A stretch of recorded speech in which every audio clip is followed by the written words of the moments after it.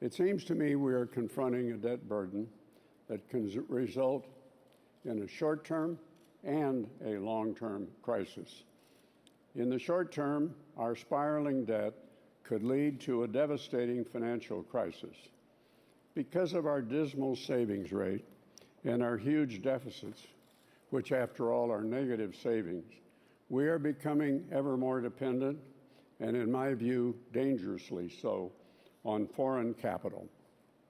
For example, in 1970, 5% of our public debt was in foreign hands.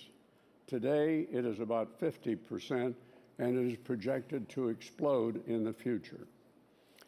And let us not forget the international debt bubble.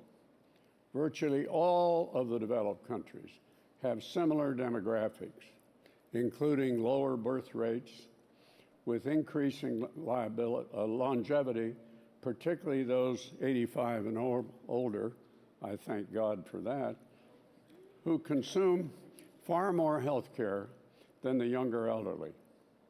Over the next quarter century, the debt burden of advanced economies is projected to approach 200% of their GDP. Clearly, this is unthinkable and unsustainable. Herb Stein, an economist in the administration that I work with in the White House, and our only humorist, used to say, if something's unsustainable, it tends to stop. And he added, if your horse is dead, I suggest you dismount. My friends, let's dismount. If we wait to act and allow investor confidence to erode, interest costs could rise dramatically and unexpectedly with terrible consequences for America's businesses, families, and the government. The resulting economic and political climate of quick and devastating changes will also put at risk our social safety net, which I believe simply must be protected for the vulnerable in our society.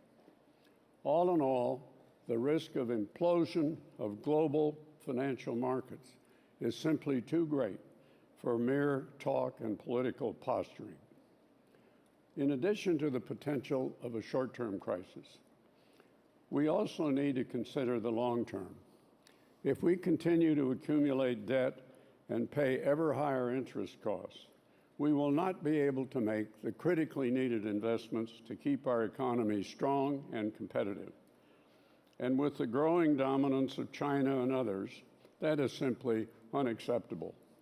We simply must become more competitive and more committed to investment and innovation. That requires greater investment in R&D, education, particularly math and science, and our crumbling infrastructure. But we will not be able to make those investments if our federal interest costs skyrocket, as they are projected to do. The long-term consequences, if we do not achieve fiscal sustainability, are that we end up a much diminished America, economically, politically, and socially.